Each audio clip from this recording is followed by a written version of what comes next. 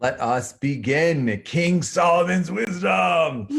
So, all right. So now for me, this is a very meaningful topic conversation because King Solomon was one of my most, he was my introduction to Judaism. You know, with whatever little I knew about my own Jewishness, King Solomon was a character that I was very familiar with. My mother had this old like weaving kit where like she kind of like had this sewn picture. It was like old school where you had like a cutout with these little holes, and then you took like different thread and you filled in the thread into the actual image.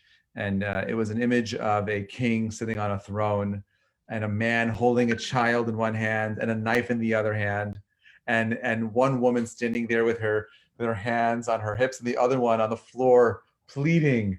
You know, the famous story with the two women who claimed that the child that lived was their own. I think that for me, that was like a very powerful visual of a man sitting on a throne, a Jewish throne, a Jewish king whose function was to share his wisdom and truth and clarity to the world around him. Something that was so challenging as, you know, not just hearing an intellectual argument about, you know, what is true, but seeing a person's emotional state as also being an expression of truth. So that imagery of King Solomon's wisdom, you know, showing it, expressing itself, and deciding that no, you must be the mother because you're begging for the child's life, while this other woman is not so interested in the life itself, and more about the taking away the life of this child so that this other woman doesn't have what she has, was a profound statement. So let's talk a little bit about who King Solomon was, when he lived, why we're looking at the book of Proverbs. What is the book of Proverbs about? I'm sure you've all heard about it before. Let's try to get some clarity for ourselves. So King Solomon was the son of King David. So there were, at this point, there are three kings in total up until this point. There's King Saul, who was from the tribe of Benjamin. There's King David, who was from the tribe of Judah. Now that's important because in general, whenever we see this concept of kingship, of the monarchy within Jewish texts, you see that it first starts with the tribes of Joseph. Benjamin and Joseph is the matriarch, Rachel. And then later it moves from Rachel to Leah, and specifically to the tribe of Judah. So Joseph, in the story of the brothers, ends up in Egypt first. He ends up coming down to Egypt, becomes the viceroy. He sets up kingdom in Egypt. Similarly, we also see that King Saul is the man who is called to the fray, and he is pulled out of the fray, and he becomes king first. And he sets up the kingdom for King David. And that's why we also have this idea later on in history, we say that there's King David or the Messiah that will come and set up the kingdom for the third temple. There's something called Mashiach ben Yosef, and then there's something else called Mashiach ben David. You have the Messiah from the lineage of King Joseph, and then you have the Messiah who comes from King David. So Joseph is there always to set up kingdom of Judah, right? Who are descendants are King David. Okay, there's a very deep spiritual reason for that. Very off topic, but I just want you to be familiar of that idea that whenever you talk about kingdoms in Judaism, you see it going from Joseph to Joseph's descendants to Judah's descendants, or from Rachel's descendants to Leah's descendants. Having said that, King David takes on the kingdom of away from Saul and the tribe of Benjamin. He establishes the kingdom in Jerusalem. He purchased the land, Jerusalem, that we know of today. The Holy Temple itself rests on land that was actually purchased by King David. It's ironic that the land that is the most contested pieces of real estate in Israel are the two pieces of land where we actually have a biblical record of them being purchased. So you have Jerusalem, the old city of Jerusalem was purchased by King David. And way before King David, you have Hebron, which was purchased by Abraham. So Hebron and Jerusalem, two lands that were purchased these are recorded purchases in the actual Bible, are the two most contested pieces of real estate today in the world. I don't believe it's an accident. It's almost as if the patriarchs, Abraham and King David, had foresight into saying, I'm going to go out of my way to purchase these pieces of land, knowing very well in the future that people are going to come and say, yeah, this doesn't belong to you, it belongs to us. But we have a legal record that said that it does. Anyway, having said that, King David purchases the land. He has 18 wives, and one of them has Bathsheba, ends up giving birth to someone named Yedidiah, which was King Solomon's birth name. He's called Shlomo later. That's his new mission, to bring shalom, peace to the world. King David was not allowed to build the temple because he had blood on his hands. He was the warrior. And therefore, he wanted a successor who would just bring peace. And that was his instruction by his father. King David had told Solomon, your job is to go ahead and to bring peace to the world. The temple itself sits in a city called Jerusalem, or Ir Shalom, the city of peace. Again, the irony is that Jerusalem was the most, again, fought over city on planet Earth. It was destroyed more than any other city. It was rebuilt more than any other city. It had gone through more owners, more hands than any other city in the world. There's something unique about that. And there's this one idea that I want you to be mindful of when we're going through these Proverbs. And the idea is like this, that anything that has a power to do one thing has to have the ability to do the exact opposite. So if Jerusalem has the power of drawing people together and creating peace, it has to have the ability to do the exact opposite, which is create the opposite of peace, which is war, anger, and so on and so forth.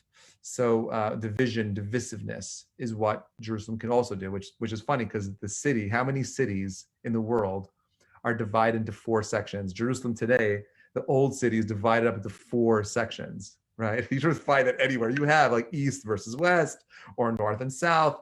But us Jews, we have a city in Israel, the heart of the country, in Jerusalem, that's divided into 4 sections. That's the power of Jerusalem. It could either divide us or it can unite us. Now, King Solomon was determined to unite the world. This is the ultimate mission of Judaism. Let's take a step back for a second. When we look at the Torah and its mission, right? God didn't just give the Bible to the Jews for the sake of giving them a good book to read. The purpose of the stories, the purpose of the lessons are there to motivate us to grow, to become human beings that adopt out of our nature, our base nature, which is to be selfish, to only think about our own wants and our own needs, to transform, to allow us to go through a metamorphosis that allows us to become selfless beings. That's what the mission is of the Torah. The Torah's mission is to create a humanity that is living in a state of peace. That's what we want.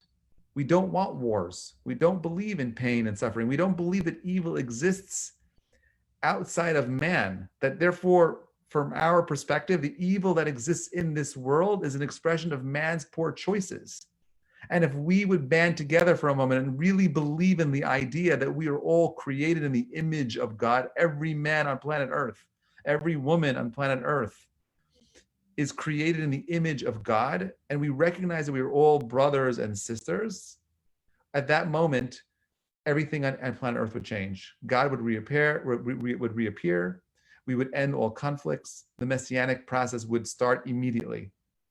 Now, it's so interesting, even though this is not a class about messianicism, the idea that 3 countries in the last 4 weeks have made peace with Israel, to me, is profound for several reasons. One is because whenever we see peace treaties being made, especially at this time in our history, it's generally a symbol of what the prophets have been talking about for so long. Our prophets for 2,000 years ago said 2 things that we should all be like, we should be freaking out right now. We should just hearing what I'm about to say was worth coming for tonight.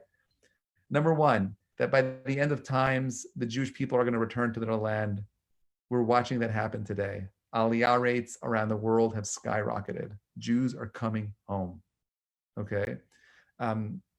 I love this country. It's so special. And I call it home. It's my birthplace.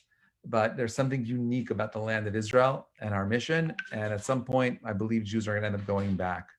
And we're seeing that happening right now around the world. People are flocking back to the land of Israel. This was a prophetic message that our ancestors shared so long ago.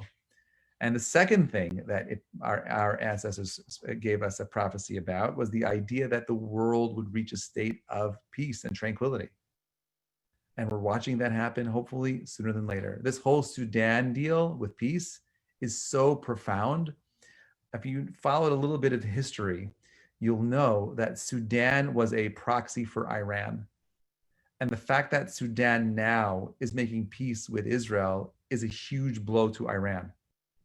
It legitimizes Israel in ways that you can't begin to imagine. It also shows the Iranian people that once you lose the previous power struggle, the previous king of Sudan was gone. He was there for 30 years. That the Khomeini itself is not going to be forever. It gives people hope on the ground that whatever's happening in Iran will change, which is not crazy. Can you imagine in our lifetime, we're going to see, I'm telling you, write this down on this date. Okay, what's today's date again? Today is October 26, 2020. You heard it here first, folks. We are going to see in the next 5 years, Iran create a peace treaty with Israel. We're going to see it together the next 5 years. Okay, we're going to see it together. And we are going to see a whole Middle East that's transformed. The irony is that I have a suspicion that in the next 10 years, we are going to see a Middle East whose values are more aligned with our current values than the country we are living in today. That's the part that scares me the most. That if America changes into what so much of the left wants it to turn into, the progressive left, we will be living in a country that is less aligned with who we are and where we want to be today than the Middle East in 10 years from now, which is like mind-blowing. But we're seeing the whole thing unravel right now. And this is all part of the revelation that's going to happen later in time with us getting closer to this messianic time. So I'm sharing all this because King Solomon's mission, dream, which was a mission that was given to him by his dad, was to build the temple. God said to David, you cannot build the temple because you have blood on your hands. And therefore, the temple itself represents a place of complete, utter peace. We need to be at peace with ourselves in a state of tranquility and happiness to have prophecy. And we need to be in a state of tranquility and peace with people around us for allow God to dwell among us. King Solomon understood this very early on because his father gave him this idea. So Shlomo, or King Solomon, Melech Shlomo, he sets out and he makes the greatest request. And I put in this, if you want to look it up in the source over there, in that source sheet I sent you, he says very clearly, you could look at that. It's out in the book of Kings 1. He says to God, I beg you, I'm taking over for my father. You've done your servant David, my father, great kindness as he walked before you in truth and in righteousness and uprightness of heart with you. And you kept him from this great kindness. That great kindness is building the temple. And you have given him a son to sit on his throne on this day. And now, O Lord, O God, you have made me your servant king instead of David, my father. King David passed away, and David appointed King Solomon to be the king. And it says over here, and I am but a little child, and I don't know how to go out or come in. I don't know what I'm doing over here. And King Solomon says, and he says, and your servant is in the midst of your people, which have chosen the great people that cannot be numbered nor counted for multitude. We're not allowed to count Jews.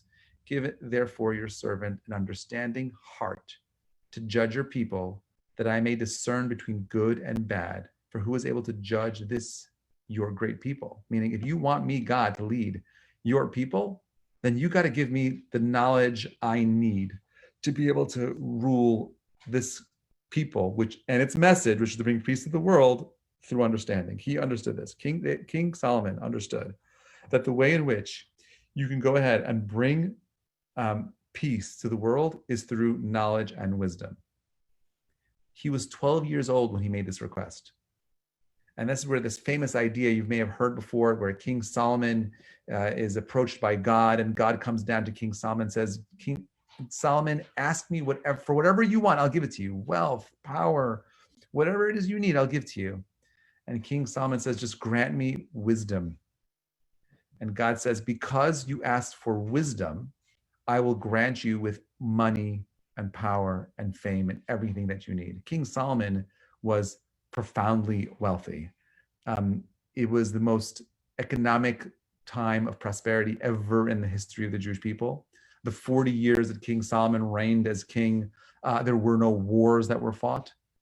He had 700 wives and 300 concubines. Yes, I have issues with it too.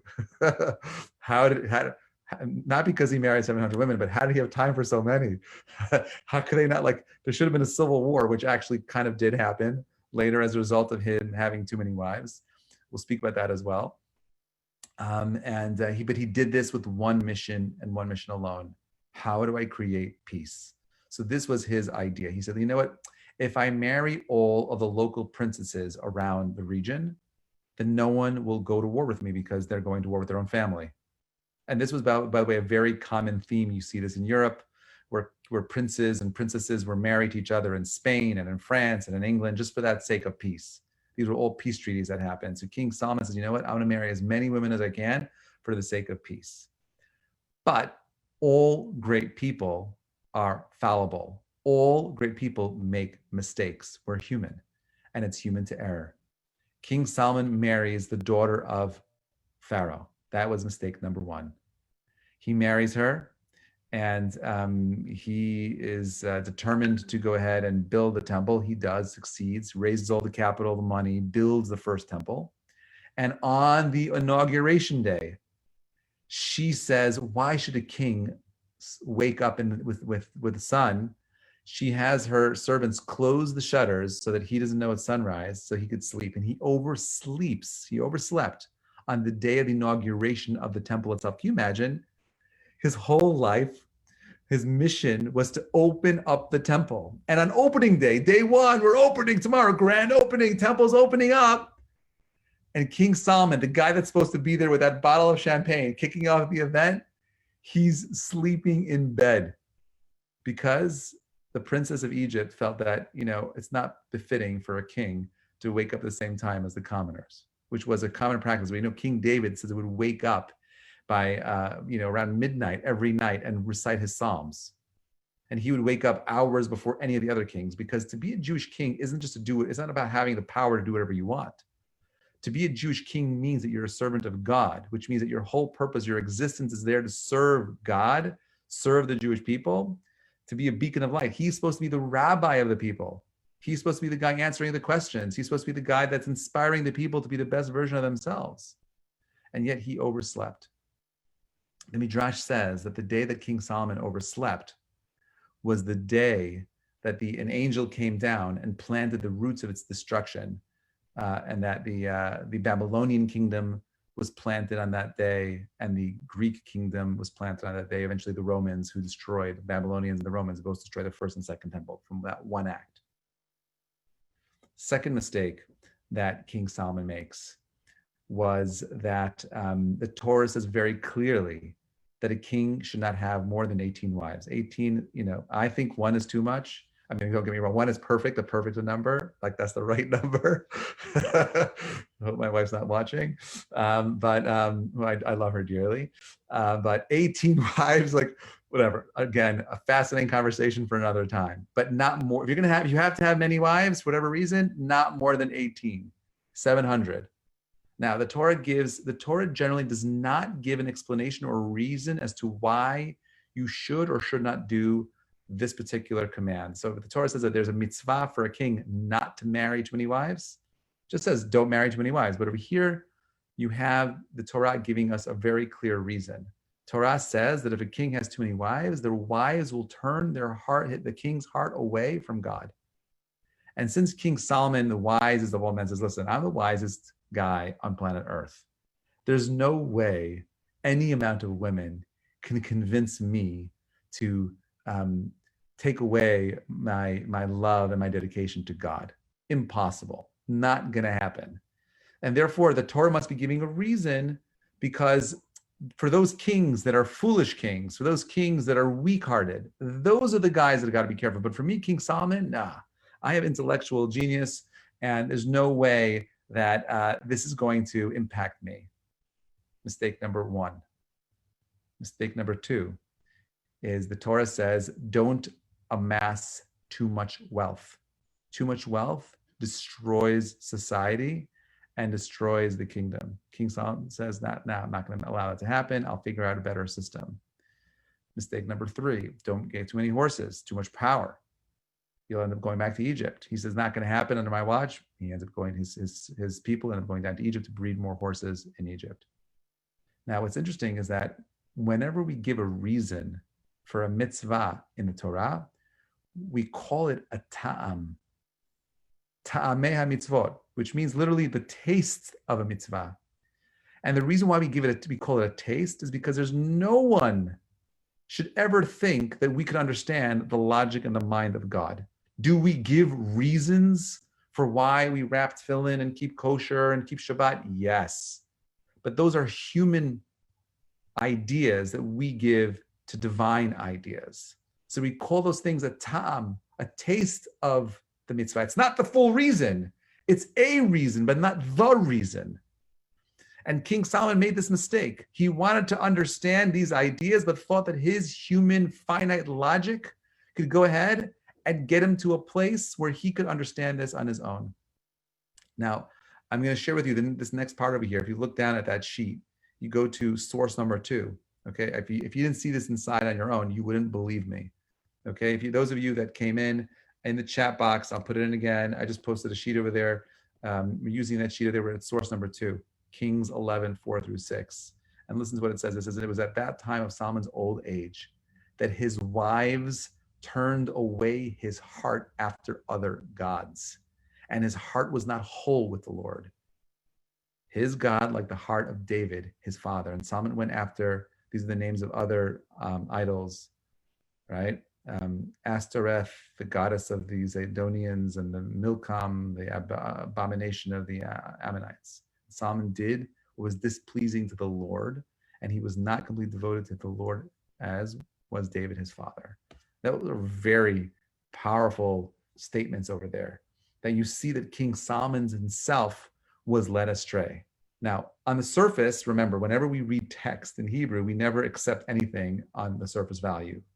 The text is super critical of King Solomon. I want you to understand that the Talmud in Sanhedrin on folio 104a has a discussion as to whether or not King Solomon should be added to the 3 evil kings that existed before, right? But later in history, they wanted to put him, like this mistake of his, the fact that this verse over here, we just read it together, it was super clear. King Solomon, according to this verse, was a sinner. And if he was a sinner, why are we reading his texts? Why are we accepting what this sinner has to say? Now, this to me is what I think is the beauty of Judaism, is that people make mistakes, but we don't throw the bathwater out with the baby with the bathwater, right? We recognize that he made a mistake. So 2 things. Number 1 is Rashi says over here that even though it's true, we accuse King Solomon of worshiping other idols, Rashi says that it wasn't him that did it, it was his wives. And his wives were worshiping other idols, and eventually the wives got the Jewish people to worship other idols. And in Talmudic terms, we have this idea that ishto kegufo, which means that a spouse is an extension of your own body. And if my wife is worshiping idols, or if the other way around, if your husband is worshiping idols, it's as if the spouse is doing the same thing, right? So we're going ahead and we're chastising Solomon for worshiping idols because his wives did it at the time. So he is being to blame for this. But even though the Talmud does say, we want to take him out, we want to put him on the list of the 4 evil kings. We're going to put him on the list of the 3 other evil kings. He's going to be king number 4. As they're having this back and forth, can you imagine the scene? They're sitting there in the temple. 70 of the greatest sages and prophets are debating whether or not we should add the 3 texts that King Solomon composed: the Song of Songs, the book of Proverbs, and the book of Ecclesiastes, or Shir Shirim Mishlei, and Kohelet. Should we add these books to the biblical canon? And there were those that said we should not. Do not add them because he was a sinner. Why would we want to go ahead and learn from someone who did idol worship? Why would we want a guy who did idolatry in our team of people?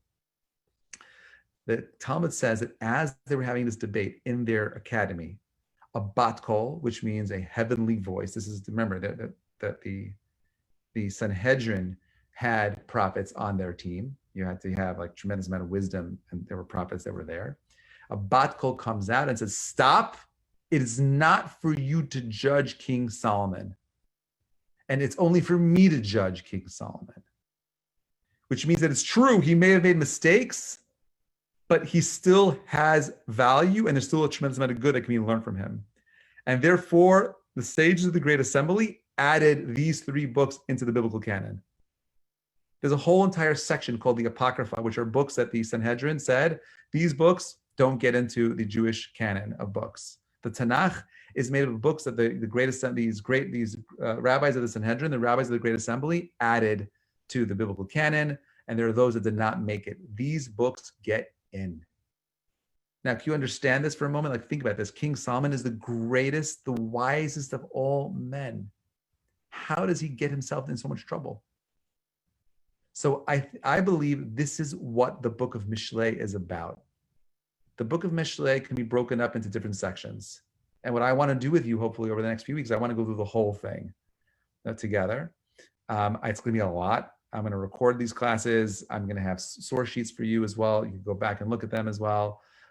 Why is it important to go through this book? Well, there's one very basic principle that we have to all agree upon.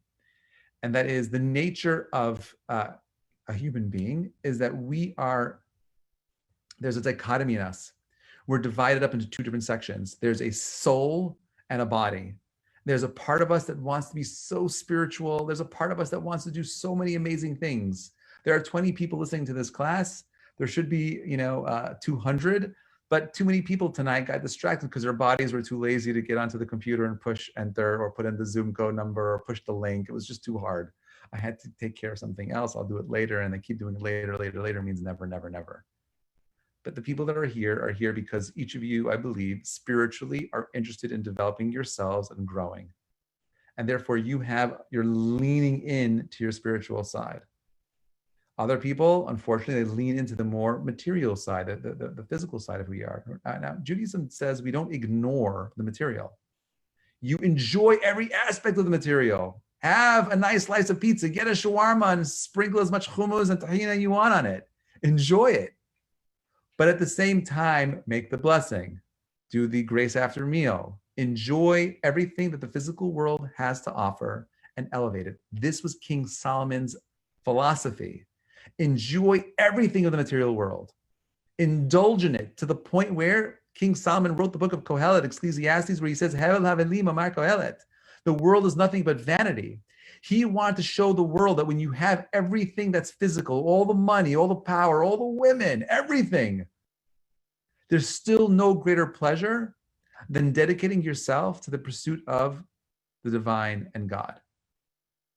So the idea of a siyum, the idea of having a party after you finished learning something, that was invented by King Solomon. King Solomon said, I finished learning, I want to throw a party, a feast. Why am I having a feast and enjoying and stuffing my face with sushi and all kinds of other foods when I just involve myself in finishing a piece of, the book of Talmud or a book of Mishnah or so on and so forth. And the idea in Judaism is that, yes, we are material beings, but we're also very spiritual beings. And you can't exist one without the other. We need both. So we are imperfect. This idea, I believe, is expressed most beautifully when we look at the ark itself. Now, if you understand the ark, where the tablets are, the scroll of Moses, the original scroll of Moses, the broken tablets, Moses' tablets, a jar of man are all in the ark, okay? And if you look at the ark, the ark is made up, it's a box with those poles sticking out and the angels, the cherubim on top. The box is made up with an outer gold layer, a wood layer, and then another insert On top of the wood, another gold box. So it's 3 layers. And the question everyone asks is like, what do you need the wood there for? What's the purpose of that wood layer in there? Just make a gold box. You got to put wood in there. You're too cheap. You can't make it thicker. Like, what's the wood for? So interestingly, the wood is called atze shittim wood. And the Talmud says that the word shittim comes from a place. There's a place that the Jews sinned called shittim. And the word shittim comes from the word shtuyot, or shtus, as they say it in Ashkenaz. Right? Shtuyot means foolishness. Now, the Torah has the power to take people and make them gold, solid gold. But it also has the power of getting to do shtuyot, to do silly things. There's one extreme versus another extreme, and the Torah wants you to find balance. The idea of something alive is put into the Torah. That something, there's a living material, not something that not a stone. They wanted a living material to represent the passions that we each have. Now, it's interesting that we call those things the Yetzer Tov or the Yetzer Hara, the evil inclination versus the good inclination. But you see, the Tov and the Ra part are misleading. The good and the bad part at the end of that sentence is misleading. Really, we have a Yetzer. We have an inclination. We have a drive. We have a passion. Now, you can use that passion for something that is Tov, something that is good, or God forbid, something that is Ra.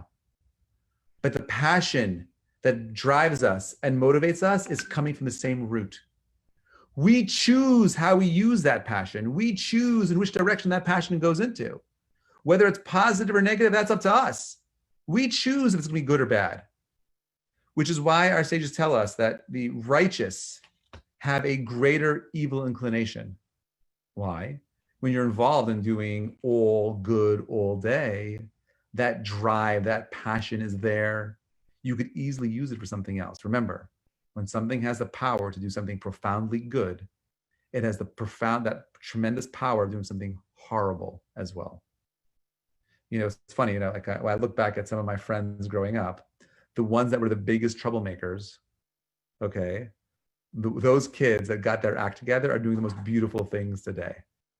Okay, they're doing the most amazing things today. They're able to take that raw energy, that fire, that power to want to go do all that trouble, and they could focus and do all that good as well. So the book of Mishlei is a book that King Solomon wrote to help us navigate this concept of Yetzer Ra, Yetzer Tov. That's what the whole book is. And the way in which he approaches the subject, I think, is brilliant, because instead of just telling you, okay, well, here are the 10 steps to overcoming your evil inclination, knowledge doesn't work that way.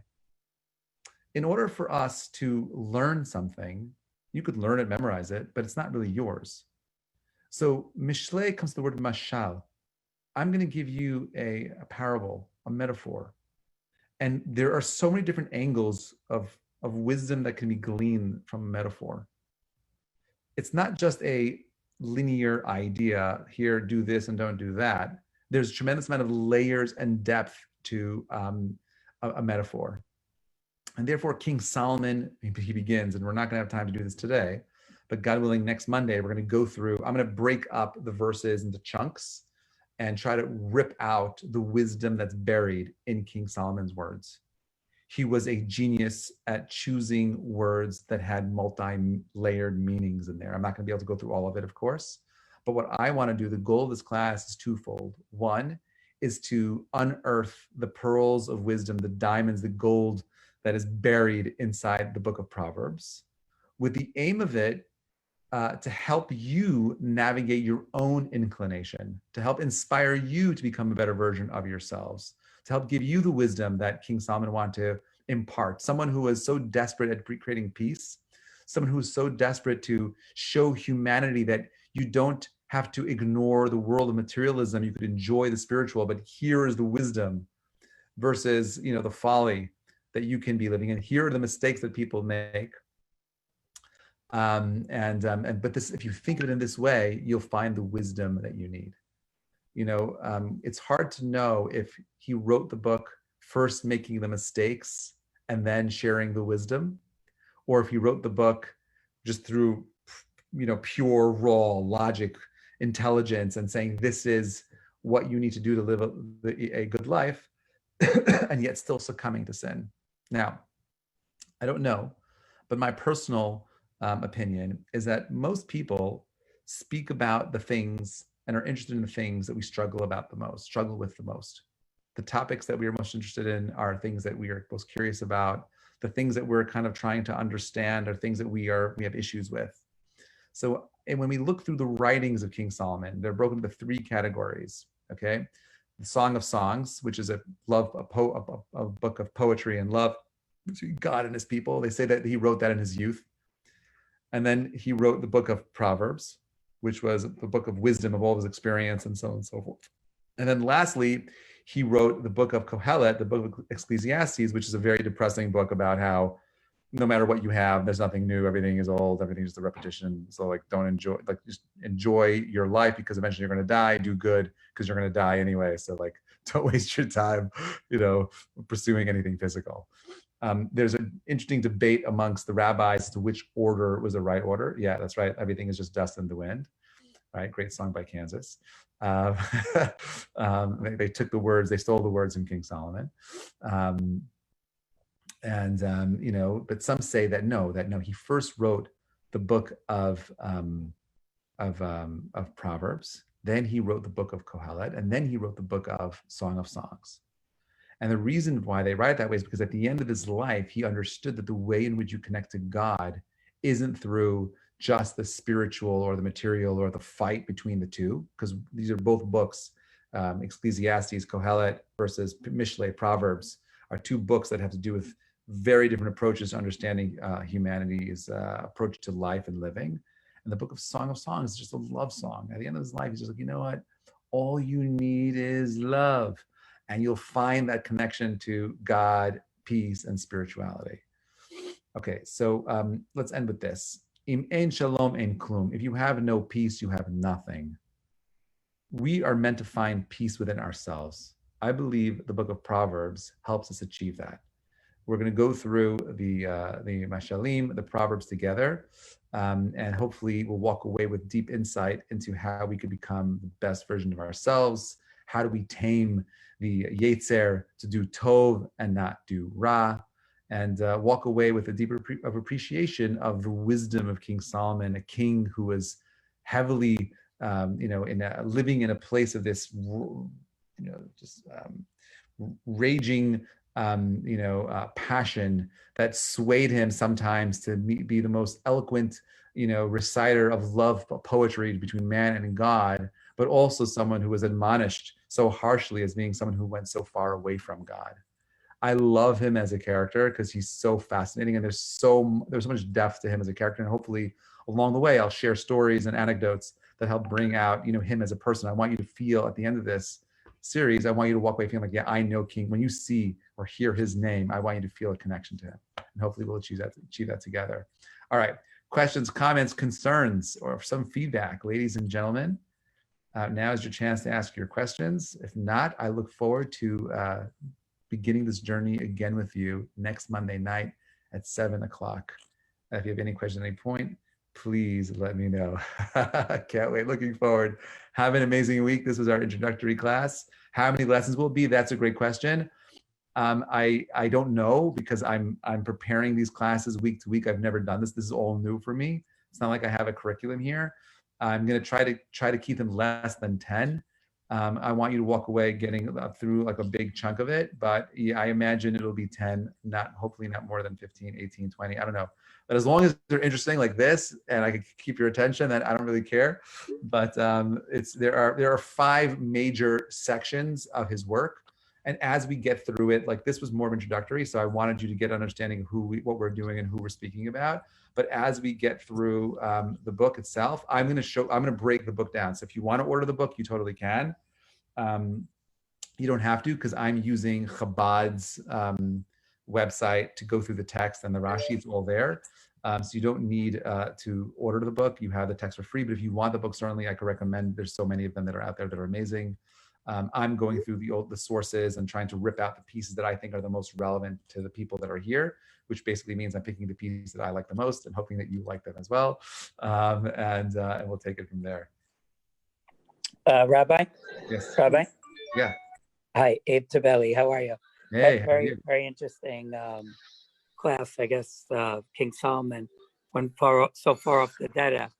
Big kal vachomer there. But anyway, so my question is, if we miss any of these sessions, Yeah. they're going to be available. They're going to be recorded. So everything is going to be recorded. Everything will be in. I'll have them in several places. I'm going to turn it into a podcast, so you can get to the podcast. It'll be posted on YouTube. It'll be posted on Facebook and Instagram. And if you can't find it, just email me or text me or whatever it is. I'm happy to send you the full file so you can have the whole thing for yourself. Okay. All right. Looking forward to it. So every Monday night. Every Monday night at 7:00. Interesting. Okay. Thank you. My pleasure. Yeah. Hi. What book are we talking about? Which book are we talking about? Yeah. The book. The one that you want to order. We can order the book. The book of Proverbs. Oh, the book of Proverbs. Yeah. But it's in all the Torah books. Yeah, it's in all the Torah books, so you probably have it at home already. You don't need it, but yeah. I'm gonna be giving you guys a sheet every week for the material that we're going to be going through. So you don't need to have anything with you. If you want to have it because you want to go further beyond me, I can recommend books for you. But as far as this class is concerned, it's going to be packaged nicely so you have everything in the class. You'll have the link, you'll have the text in front of you, and you won't have to worry about getting anything else. But if you want it, I'm happy to send you the stuff. So you're doing the commentary on Kohelet and. Yeah, not Kohelet, just on Mishlei. Oh, just on Mishlei. Yeah, first Mishlei, then later we'll get to Kohelet, and later we'll get to Shir Shrim. We'll do it. Let's just do one thing at a time. So this is the first class of the series. This was the first class, and if you missed the first part of it, I'm happy to send you the link, and you'll get the introductory stuff later. Well, lovely. Thank you so much. My pleasure. Thank you for joining. Have a lovely evening, everyone. Shavua Tov. If you want, you can join me on... Rabbi? Yeah. Rabbi, the link will be in the WhatsApp? The link will be in the WhatsApp, yeah. Okay. You already have the WhatsApp? There is a WhatsApp group. If you want to get on the WhatsApp group, you could send me your number. You could email me at Reuven, @ejsny.org, and we'll get you in the WhatsApp group. Thank you. Okay, thank you, Rabbi. Looking forward. My pleasure. Hatzlacha, everyone. Laila Tov. We'll see you next week. Bye, Tom. All right. Bye-bye. Bye.